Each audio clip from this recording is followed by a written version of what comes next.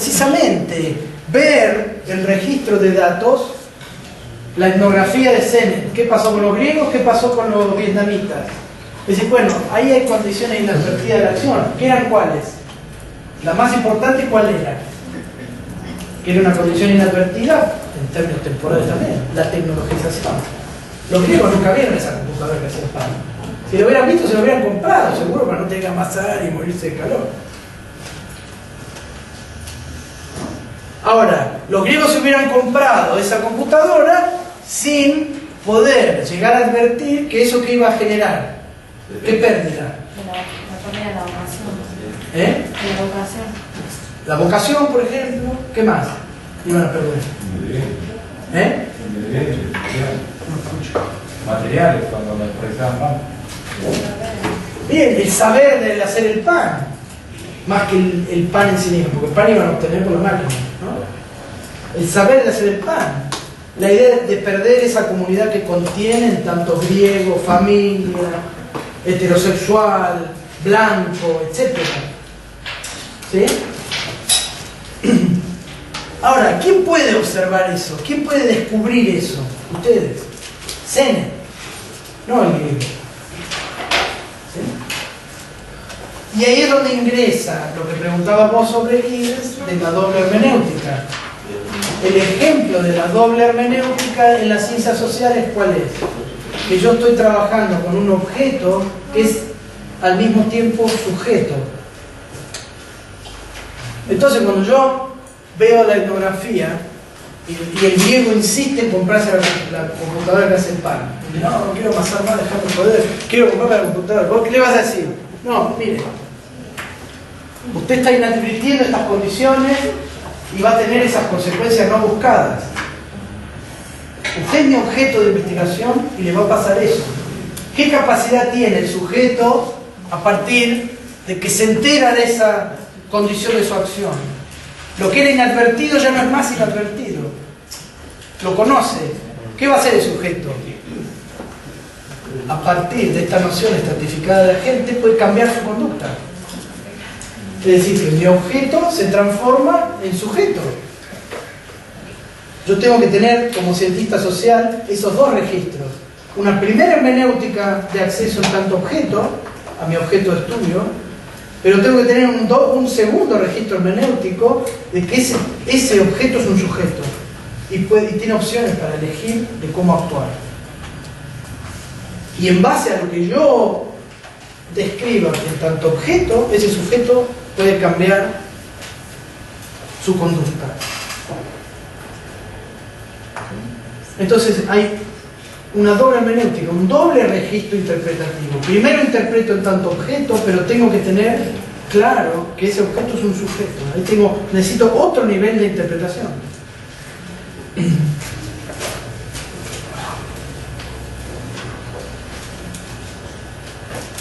Perdón, ahí es distinto del resto de las ciencias.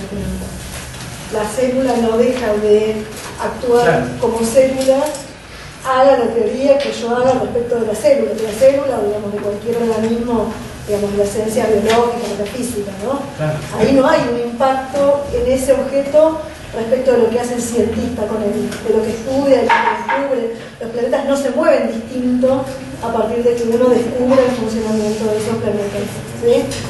Ahora, en las ciencias sociales sí. Por eso solo en ciencias sociales está esa doble hermenéutica. ¿Sí? Exacto. Cuando cambia la teoría de la relatividad, modifica la física newtoniana, los objetos se siguen cayendo de la misma manera. El cambio de Newton a Einstein no genera ningún cambio físico. Las cosas no flotan cuando se enteraron de la ley de gravedad, camina la ley de gravedad.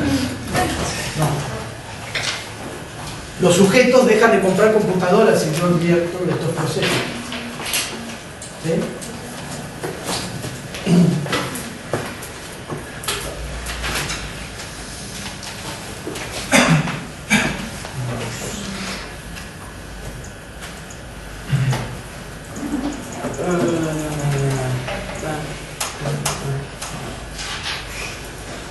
Y en Olson, ¿qué lectura podemos hacer desde Olson sobre estos panaderos.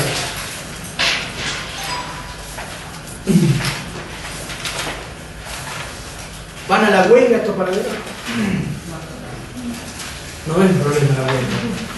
¿No? Entonces, ¿qué conducta está describiendo Sennett? ¿No? Supónganse que asumimos que estos trabajadores son individuos racionales. ¿Qué opciones tienen? Por ejemplo, los trabajadores nuevos, ¿no?, de la panadería, cuando ya pasa a ser parte de la cadena de panaderías. Cuando ellos hablaban de su trabajo de panaderos, ¿qué decían? Que ellos podrían trabajar. Él cita una entrevista donde le dijo, hacer zapatos, pan, ¿qué le importa? Es lo mismo, ¿no? Una mujer. Es decir, que el individuo racional, ¿en qué está pensando? En términos de costo-beneficio, como se llama así. ¿Cuáles son los medios para lograr ciertos fines? ¿Cuál es el fin del trabajo de esos vietnamitas? Obtener un salario. Para eso tengo que trabajar. Y trabajo de cualquier cosa.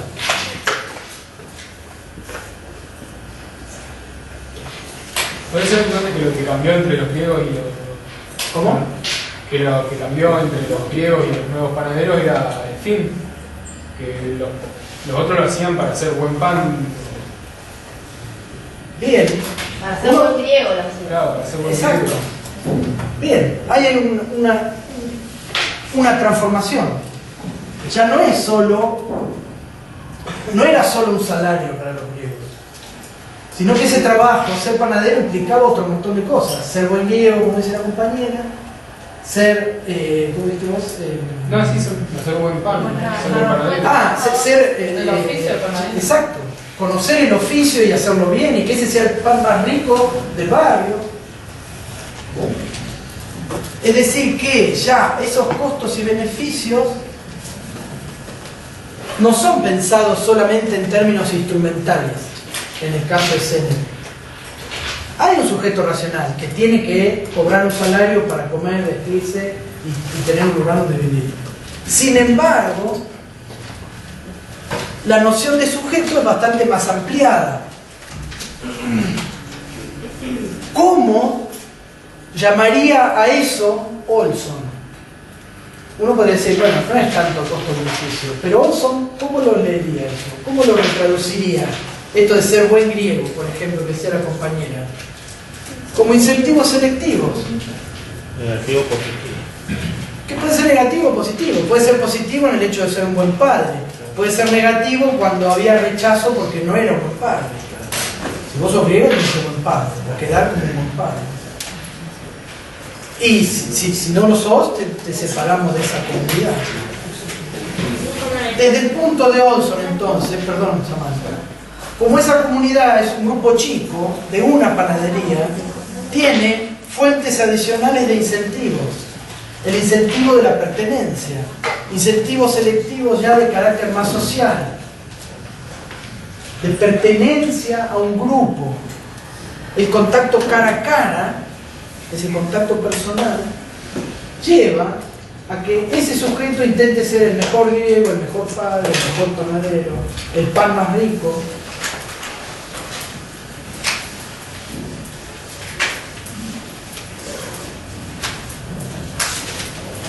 ¿Sí? Entonces, perdón, ¿qué iba a decir, Samantha? Disculpame. Respecto de los incentivos de carácter social, puede ser cuando hay cita de que los empleados llegaban después de que habían tomado y el grupo los reunía y les hablaba de que esa conducta no era apropiada para el trabajo. Exacto. Ahí se ve un incentivo selectivo negativo. Ya que estaban en contra de... Pasar la vergüenza de que todos me llamen y me digan, mira, eso no se hace. Muy bien. Entonces, para el parcial, piensen en estos términos, trabajen sobre todo con Olson, Giddens y Sennett.